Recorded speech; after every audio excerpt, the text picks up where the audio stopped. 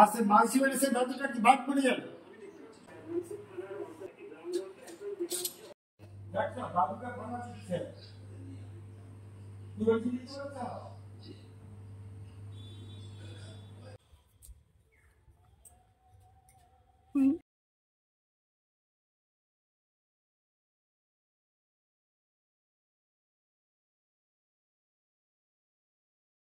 সৌমেলির পরিবার থেকে আমি সৌমেলি তোমাদের সকলকে গুড মর্নিং জানিয়ে একটা সুন্দর ভাইফোঁটার ভিডিও নিয়ে চলে এসেছি।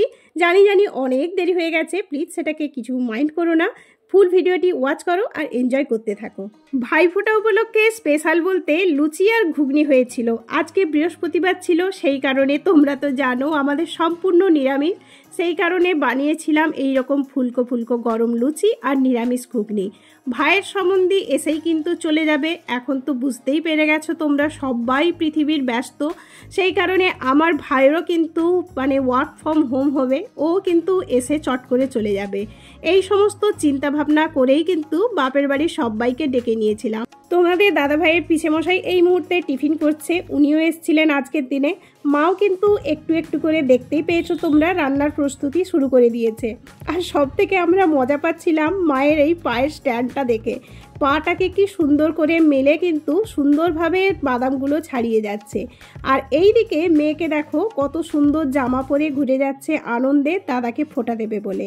এই দিকে তো দেখতেই পেলে লুচি ঘুগনি আছে, আর সঙ্গে ছিল এই এত ধরনের মিষ্টি। খুব সুন্দর করে প্লেটগুলো সব ভাইদেরকে সাজিয়ে কিন্তু পরিবেশন করা হয়েছিল। আমাদের প্রস্তুতি শুরু। এইবারে কিন্তু বাড়ির ছেলেমেয়েরা আগেই কিন্তু ভাইফোঁটাটা শুরু করেছে। মেয়েকে আমরা দেখিয়ে দিয়েছিলাম কিভাবে কি করতে হবে, কিন্তু ও যে এত সুন্দরভাবে করবে সত্যিই আমরা বুঝতে পারিনি। আঙুলটার পজিশানটা দেখো কেমনভাবে আছে। তারপরে কিন্তু ও টিভিতে বা ফোনেও একটু দেখে নিয়েছিল ভাইফোঁটাগুলো কীরকম হয়, কারণ ওর তো সেভাবে বোঝার মতো এখনও ক্ষমতা তৈরি হয়নি। কিন্তু যেহেতু দেখেছে ওখানে ভাই বোনরা একে অপরকে, দাদাকে যেহেতু বোনরা প্রণাম করে, ও কিন্তু ওইভাবে দেখে করে যাচ্ছিল। দাদা বলে যাচ্ছিল না না করতে হবে না, কিন্তু ওর বায়না যে ও দাদাকে প্রণাম করবে। আমরাও বললাম ঠিক আছে, করতে চাচ্ছে যখন করুক। আর আমি কিন্তু এই জিনিসগুলো ভীষণ ভালোবাসি। আর তারপরে বাড়িতে একটা রঙের বাক্স ছিল, তোমরা তো জানো ছেলে রং নিয়ে মেয়ে ছবি আঁকতে টাইম পাস করতে ভীষণ ভালোবাসে। তো ওই রঙের বাক্সটা দাদার হাত দিয়ে বোনকে দিতে বোন কতটা খুশি হয়েছে দেখো। সত্যি এই ছোট্ট ছোট্ট ভালোবাসাগুলো যেন অটুট থাকে সারা জীবন, এটাই ভগবানের কাছে প্রার্থনা করব। আর জামা কাপড়, সোনা গয়না, টাকা পয়সা এগুলো কিন্তু মেন ব্যাপার নয়। তারপরে এরা কিন্তু দুজনে একে অপরকে খাইয়ে খুব সুন্দর টাইম পাস করে নিয়েছিল। আর আমার মেয়েও কিন্তু ভাইফোঁটা দেয় আমার ছেলেকে আর ভাগনাকে। আর ভাইফোঁটাতে তার আগে তোমরা দেখে নিয়েছো পুজোর সময় যেহেতু তোমাদের দাদাভাই আছে, সেই কারণে কিন্তু তোমাদের দাদাভাই চলে যাবে ওর দিদির বাড়িতে। দাদাভাই ওটি এখন ক্যামেরার এই প্রান্তে আছে, ভিডিওটা করে দিচ্ছে। আর ছেলে মেয়ে এখন খাওয়া দাওয়া করে উঠলেই কিন্তু ওরা তিনজনে বেরিয়ে যাবে। তো খুব সুন্দর অনুষ্ঠানগুলো হয়েছিল, সবাই আমরা কিন্তু খুব মজা পেয়েছিলাম। আর দিদি কিন্তু ওখানে সব ভাইদেরকে নেমন্তন্ন করেছিল, আমিও আমার ভাইদেরকে বাড়িতে নেমন্তন্ন করেছিলাম। লোক সংখ্যা আজকে খুবই কম, আর যেহেতু তোমাদের দাদাভাই জানো তো ডিউটির জন্য সবসময় বাড়িতে থাকতে পারে না, আর যেহেতু একটা শুভ দিনের অনুষ্ঠান আছে সেই কারণে বাপের বাড়ি সবাইকে ডেকে নিয়েছিলাম। আর তারপরে কিন্তু আমার মামার ছেলে চলে এসেছিল, ও কিন্তু ফোঁটা নিয়েই চলে গেছিলো টিফিন খেয়ে, কারণ ওর সম্বন্ধীরা আসবে। একটাই দিন সবাইকে কিন্তু একটু অ্যাডজাস্ট করে চলতেই হয়। ওর সম্বন্ধী যেহেতু বাইরে থাকে, সেও অনেক বছর পরে এলো, সেই কারণে ও বলল দিদি কিছু মনে করিস না, আমি কিন্তু টিফিন খেয়েই চলে যাব। তো এই দিনটা সবাইকেই একটু অ্যাডজাস্ট করতে হয়, যেমন ভাইফোঁটাতেও হয় আর জামাই ষষ্ঠীতেও হয়। আগেই তোমাদের বলেছি ভাইয়ের যেহেতু ওয়ার্ক ফ্রম হোম হবে, তাই কিন্তু ভাই কাজের ফাঁক দেখে কিছুক্ষণের মধ্যেই চলে এসেছিল, বলে তাড়াতাড়ি আমাকে ছেড়ে দে, আমার কিন্তু কাজ শুরু হয়ে যাবে, কাজ করতে বসতে হবে। ওকে বলেইছিলাম এখানে এসে কাজ করার জন্য। তাছাড়া কি বলতো, যে যার কাজের সুবিধার মতো জায়গা পেলেই কিন্তু কাজ করতে সুবিধা হয়। এই কারণে ও কিন্তু আর বেশিক্ষণ থাকতে পারলো না, একটুখানি ফোঁটা নিয়ে টিফিন করেই চলে গিয়েছিল। আর যেহেতু বাপের বাড়ির সবাইকে ডেকেছিলাম তোমাদের দাদাভাই আছে বলে, ভাই বলল আমি টিফিন খেয়েই চলে যাই, দুপুরে খাওয়ার মতো আমার সময় হবে না। তো আমি বললাম ঠিক আছে, বাবা যখন আসবে আর ভাইয়ের বউ যখন আসবে ওদের হাত দিয়ে খাবারটা তাড়াতাড়ি করে ওর জন্য পাঠিয়ে দেব।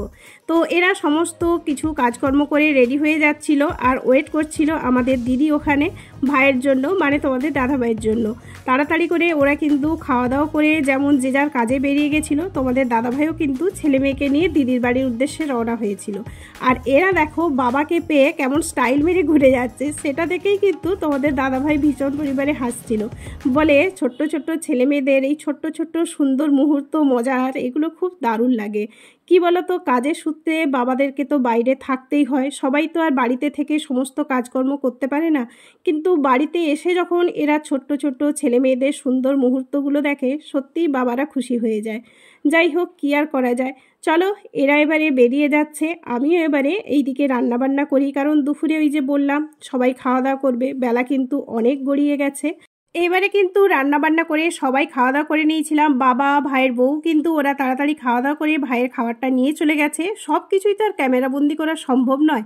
লাস্টে কিন্তু আমি, দিদা, মা তিনজনে একসঙ্গে খাওয়া দাওয়া করতে বসে গেছিলাম। আর তোমাদের দাদাভাই কিন্তু ওখান থেকেই খাওয়া দাওয়া করে এসেছে।